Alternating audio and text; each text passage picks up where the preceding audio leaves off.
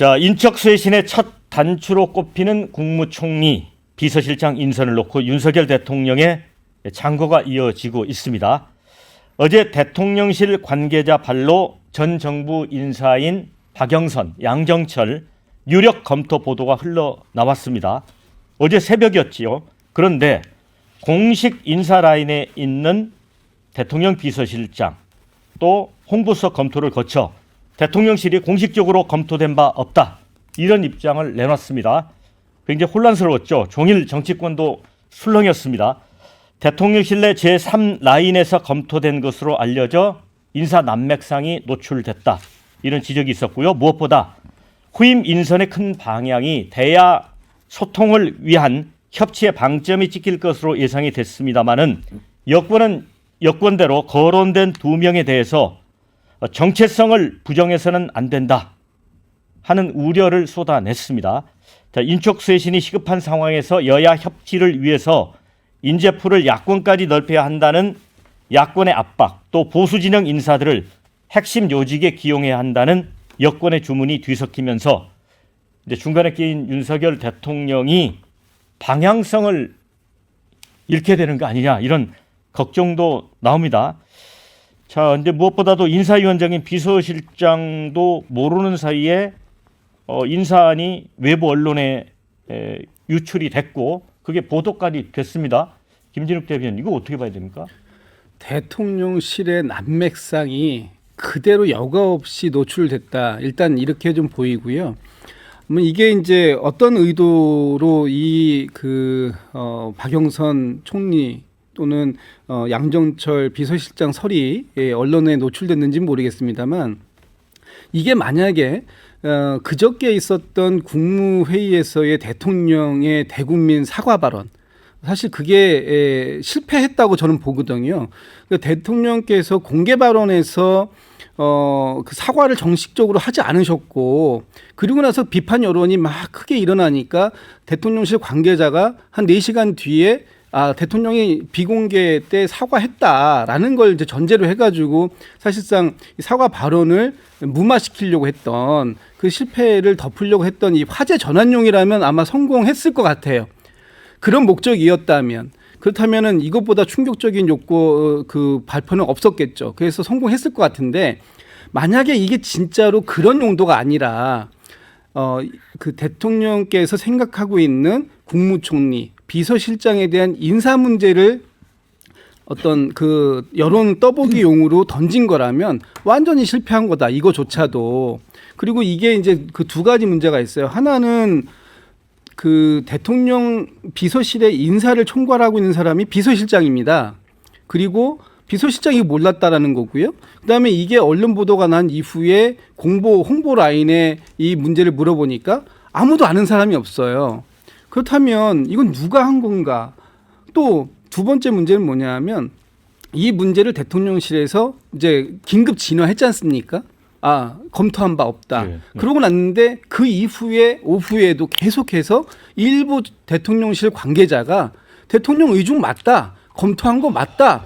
이렇게 계속해서 얘기를 했다라는 거. 이것은 대단히 잘못된 판단이거든요. 이런 것들이 대통령실에서 여과 없이 흘러나오고 있는 이런 모습을 보면 대통령실의 난맥상이 그대로 노출됐다라고 제가 말씀드릴 수밖에 없고, 또 한 가지는 인사는 굉장히 신속하고 정확하게 해야 되는 거지 않습니까?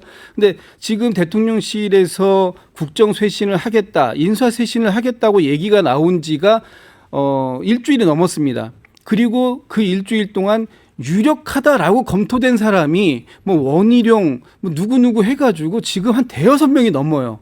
유력자만 이렇게 많고 확정된 것도 없고, 그래서 일단 신속하지도 못했고요.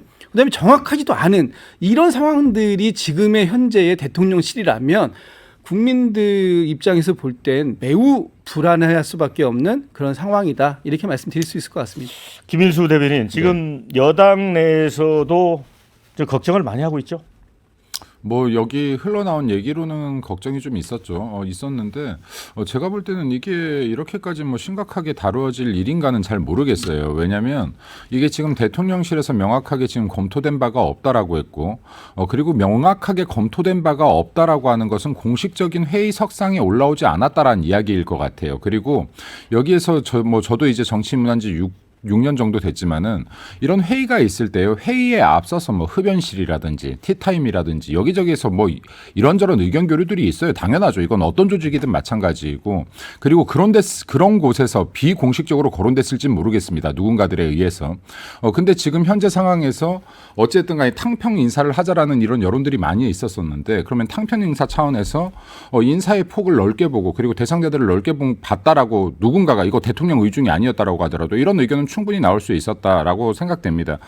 그리고 이제 뭐 실제로도 이런 사례들이 굉장히 많았죠. 뭐 김대중 전 대통령 같은 경우는 노태우 정부의 김중한 정무수석을 비서실장으로 채용하기도 했었었고요. 또 노무현 대통령은 김영삼 정부의 고건총리를 또 재임용하기도 했었습니다. 그래서 이러한 부분들 자체가 문제가 될 것은 없는데 왜 여기에서 이런 말들이 공식적인 회의석상에서 나오지 않은 말들이 밖으로 나갔느냐라고 하면 저도 대변인을 하다 보니까 사실은 이게 어떤 사건이 발생하면 기자분들 굉장히 많이 전화가 오거든요. 그런데 저 같은 경우는 제가 모르거나 얘기가 나오지 않았으면 그냥 모른다고 얘기합니다. 얘기가 나오지 않았다라고. 근데 이게 대다수 전화 받는 분들이요. 기자분들께 모르는데 아는 척을 하는 경우 굉장히 많습니다. 왜냐하면 내가 이 중심이 아니라고 생각할까 봐. 네. 그래서 실제로 모르는데도 이런 것들을 아는 척, 얘기를 나만 알고 있는 척 하는 경우가 많아요. 그래서 단독 오보도 많이 뜹니다. 근데 제가 볼 때는 여기에서 비서관인지 누구인지 모르겠지만 이런 말을 지금 확정되지 않은 말, 공식 테이블에서 나오지 않은 말을 밖으로 유포시킨 사람이 굉장히 잘못인 거지. 이거는 개인적으로도 본인의 직책이나 직무에서 벗어난 행위를 한 것이다. 지금 그리고 설령 공식적으로 얘기가 나왔다고 하더라도 당연히 보안이 걸려야 될 인사 문제를 밖으로 내보냈다면 이건 개인적인 일탈이다라고 저는 보여져요. 그래서 이 부분에 대해서 이게 지금 대통령을까지 향해 갈 문제는 제가 볼 때는 아니다라고 판단되어지고 그리고 지금 어찌됐든 간에 아까 인사에 대한 부분도 말씀하셨는데 저도 사실은 이게 조직들을 굉장히 많이 다뤄봤던 사람 중에 한 명으로서 인사가 정확해야 된다는 것까지는 인정하겠는데 신속해야 된다는 건 인정을 못하겠어요. 왜냐하면 인사라는 거는 신속이 아니라 정말로 적합자를 고르는 과정이고 그 과정 중에서도 일을 직접 해보지 않고서는 이 사람이 적합한지 안 적합한지를 알 수가 없어요. 그래서 실수가 날 수도 있습니다. 그럼에도 불구하고 지금 현재 총선 결과에 따라서 반성을 하는 모습을 보여야 되기 때문에 신속보다는 굉장히 적합한 자를 찾기 위해서 고심한다가 맞을 것 같아요. 장고라는 표현보다는 신중이라는 표현이 맞을 것 같습니다. 그래서 이 부분은 국민들께서 좀 더 지켜봐 주시면 국민들께 그러니까 이게 누군가에게 보이기 좋은 떡은 필요 없다고 생각해요. 그러니까 그림 좋은 떡은 필요 없다. 진짜로 일할 사람, 국민들을 위해서 일할 사람이 필요하다. 그런 인재를 아마도 대통령실에서 찾을 것이고 대통령이 임용하려고 할 것이다라고 생각됩니다. 믿고 지켜봐 주시면 좋을 것 같습니다. 네. 네. 어쨌든 문제 총선 민의라는 측면에서 보면 대통령이 이제 야당과의 협치를 상정하고 야당 인사를 염두에 둔 거는 뭐 좋은 일이에요. 방향성이. 그런데 그 과정에서 야당과의 사전에 좀 협의나 어떤 메시지가 같다면 좀 혼선이 좀 덜했지 않았을까? 그러니까 좀 이 용산의 대통령실이 일의 순서를 모른다라는 생각이 좀 들어요. 그러니까 야권 인사를 먼저 이렇게 추천이라든지 아니면 이번에 기용을 하기 위해서라면 어찌 됐든 간에 뭐 이재명 민주당 대표든 아니면 뭐 조국 혁신당의 조국 대표든 야권 인사들, 야당 대표들과의 어떤 자리에서 내가 이러이러한 취지로 방향을 얘기를 해줘야죠. 그래서 야당에서도 그거 괜찮은 것 같다라는 어느 정도의 뭐 100%까지의 동의는 아니더라도 어느 정도 거기에 대한 양해가 이루어진다고 한다면 야권 인사들, 지금의 어떤 윤석열 정부에 참여하지 않은 어떤 야권 인사들을 기용했었을 때 그 시너지는 굉장히 높을 수 있거든요. 그런데 지금 이건 그냥 찔러보기식으로만 계속 그 뭐 여러 인사들에 대해서 그냥 하마평만 올리고 이게 과연 맞나? 그것도 하마평이라는 것도 뭐 한두 명이라든지 두세 명 안에서 압축이 돼서 나타나야 되는데 어느 날은 뭐 어저께는 이 사람들, 오늘은 또 이 사람들. 뭐 이게 맨날 바뀌어요. 그러니까 이게 과연 제대로 된 시스템이 있는 것인지 인사 기용 시스템이 저는 붕괴돼 있다고 보여요. 지금의 이런 것들이. 그러니까 과거 문재인 정부 때만 하더라도 어느 정도 그 인사혁신위원회에서 아니면 민정비서실에서 모든 것을 검토한 다음에 몇 배수에서 골라가지고 이렇게 해서 나중에 거의 언론에 나올 때쯤이면 거의 내정돼 있거나 아니면 거의 추천을 하는 단계였거든요. 근데 지금은 그런 단계 전에 이미 그냥 언론에 먼저 공개를 한 다음에 좀 분위기 보고 다시 회수하고 이렇게 된다면 저는 지금의 용산의 인사 시스템이라든지 정말 이건 전반적으로 조금 한번 다시 점검을 해야 될 때가 아닌가라는 생각을 해봅니다. 윤주진 대표는 이 문제는 이제 어디서부터 풀어가야 될까요?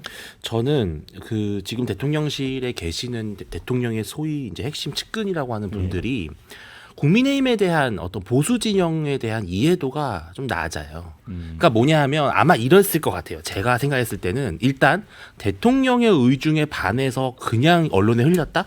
그럴 수 없죠. 그랬다가 대통령한테 불효령이 떨어질 텐데 무슨 야단을 맞겠어요. 그러니까 이거는 어느 정도는 윤석열 대통령과의 공감대가 있는 거예요. 그리고 사실은 괜찮은 카드라고 생각했을 것 같아요. 그러니까 뭐냐면은 아마도 그 예상했던 바가 양정철, 박영선이라고 하는 이 콤비 카드가 엄청 혁신적이고 파격적인 카드이기 때문에 보수 일각에서의 불안은 있지만 그럼에도 불구하고 언론에서 호평이 나올 거라고 예상했을 가능성이 저는 되게 높다고 봐요. 네. 근데 문제는 의외로 국민의힘의 저변에서의 반발이 너무 셌던 거죠. 그러니까 받아들일 수 없었던 거예요. 왜냐하면 지금 총선을 참패한 상황에서 보수는 지금 너무 실망해 있고 지금 되게 낙담해 있는데 이 와중에 총리와 비서실장마저 우리가 민주당에 뺏긴다라고 하는 분노가 치밀었고 이거를 아마 제가 봤을 때는 용산에 그거를 예상했던 분들은 전혀 예상하지 못했던 카드였을 거예요.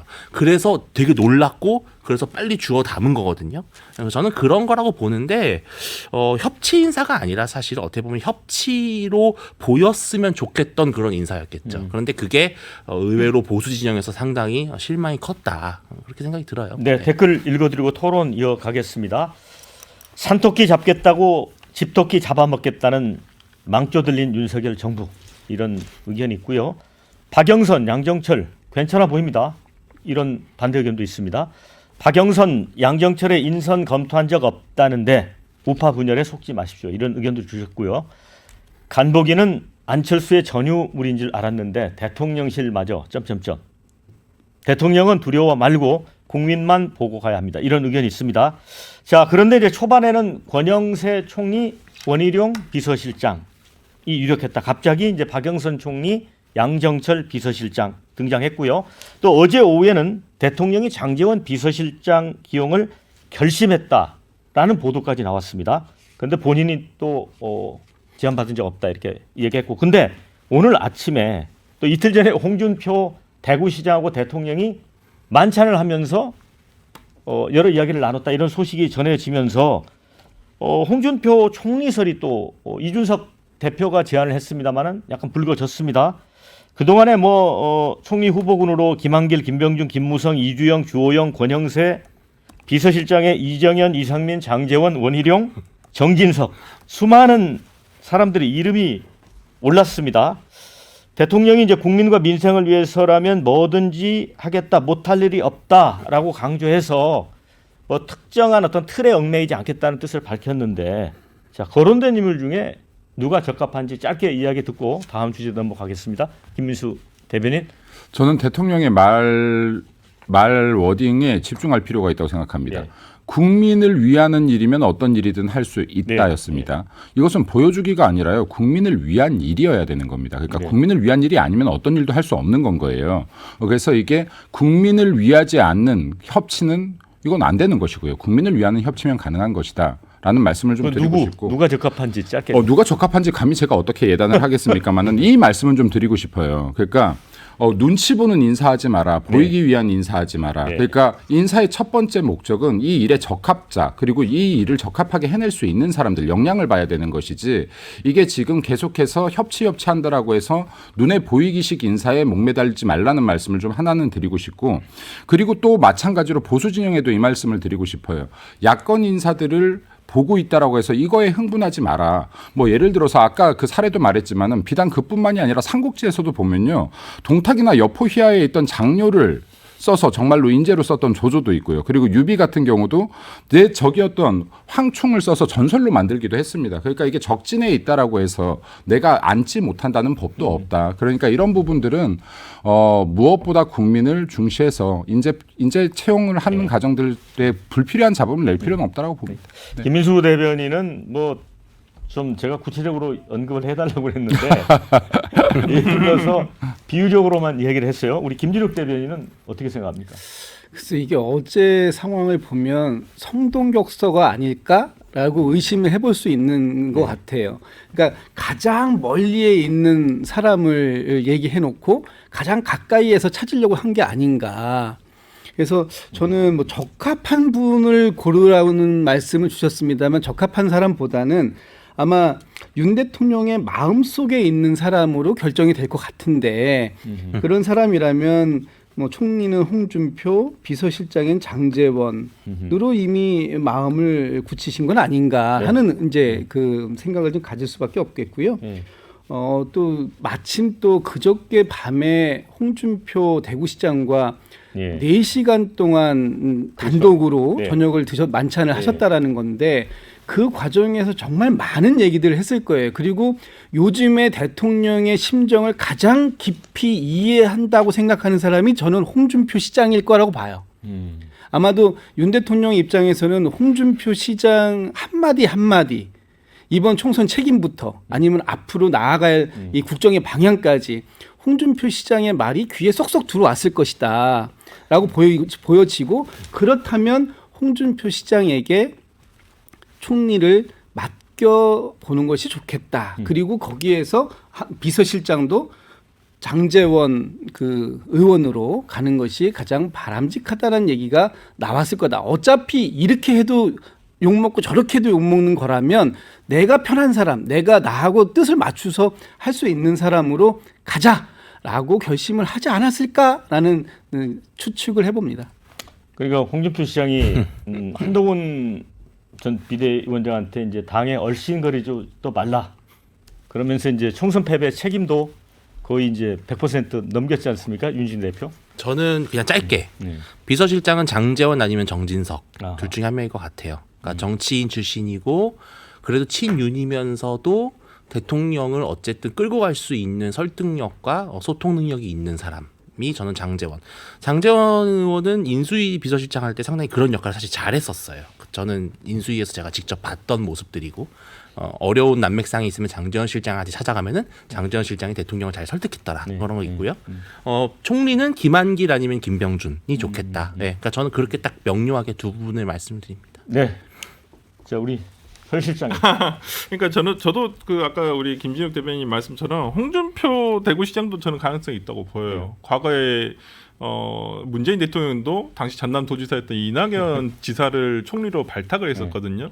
그렇다고 한다면 현직에 있는 광역단체장이라도 그런 사례가 있었었고 최근에 홍준표 시장이 이렇게 참 4시간이나 독대를 할 정도로 기존에 이러한 신뢰가 기반이 돼 있었나. 근데 마음을 잘 다독여준 사람은 제가 봤을 때 홍준표 시장이라고 보이고요. 근데 얼마 전에 그런 전 기사에서 저는 워딩이 가장 좀 이렇게 눈에 들어오던데 윤 대통령은 항상 본인과 신뢰가 기반이 된 사람을 위주로만 쓴다. 그 기용을 하겠다라고 있어요. 그러면 신뢰가 기반된 사람이라고 한다면 저는 비서실장에는 장제원 의원이라든지 저는 그렇게 되지 않을까. 저는 홍준표 시장이 아니면 저는 김병준 지금 뭐 사랑의 열매 거기 이사장인가요? 하여튼 거기 계신 분이 하시지 않을까라는 생각을 해봅니다. 네.